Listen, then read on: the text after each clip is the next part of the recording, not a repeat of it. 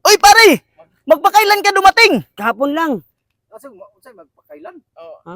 Magpakailan, Tagalog din ang magpakailan. Hindi naman kita na intindihan. Uy, Oh. Hindi naman kita naintindihan. anong magpakailan? Anong magpakailan? Go, anak. Oh. Pare, hindi ka naman kita maintindihan. Anong mo pakialam? Itindihan.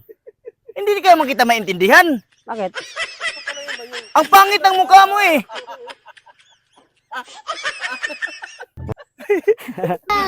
Okay, go. Pare, Hmm. kumusta ang Maynila? Okay lang. Ganyan talagang buhay pag magtatrabaho tayo doon. Ah, ba't pangit ka? Punta ka sa Maynila. Ang pangit mo na eh.